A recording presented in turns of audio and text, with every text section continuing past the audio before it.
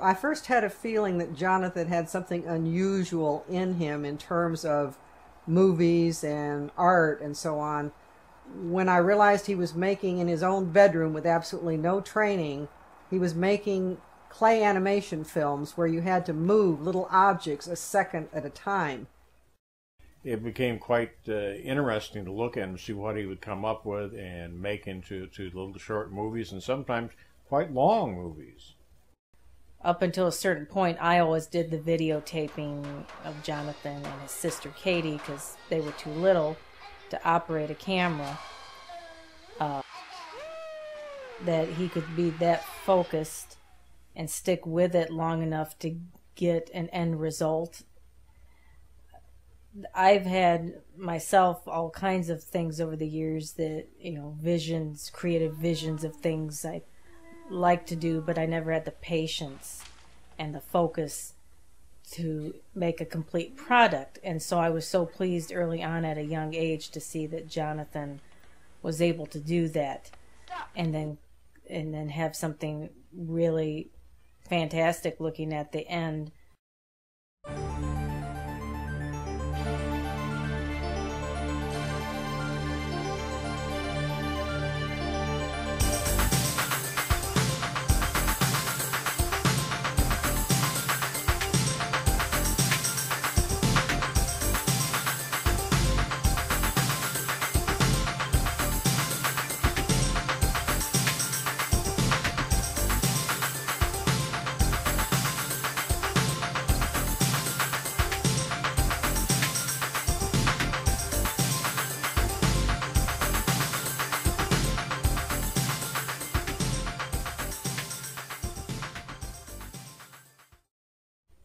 I think the potential for making movies started when I did Pseudo Pluto, which was flat clay animation. And I sent it into the Kalamazoo Animation Festival International, which was a brand new animation festival starting in Kalamazoo, Michigan. With hundreds of other people, including people from the animation industry. He won third place in his age bracket. The whimsy and the creativity that went into it, even though it was simple and short. And it was an unusual hobby for a kid to have. I liked that, and then I later liked one that he made for another competition called Animation Theater. That was probably my favorite, but he made like 18 different tomato heads with different faces, all out of clay, and placed a new tomato down. It had a different expression. And he went through a whole 3 or 4 minute film all about this crazy tomato, and it was really fascinating to watch it come together. But what I really like the most is something he never got to use. It was called the Amazing Pencil, and it was the first time I saw him pull together an elaborate, fairly extensive movie that used every skill that he had.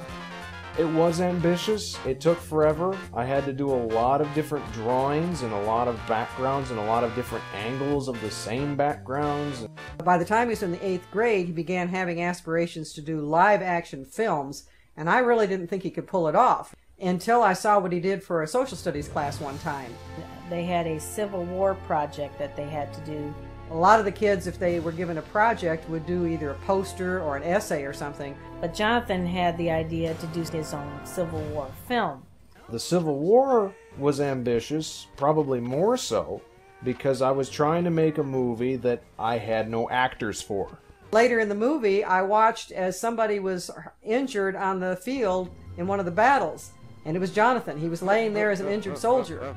And from the side of the screen came some more Jonathans carrying a stretcher. It was just amazing to me. It's been a long time since I've seen a movie that is so different that it knocks your socks off. I want to do things that nobody's ever done before.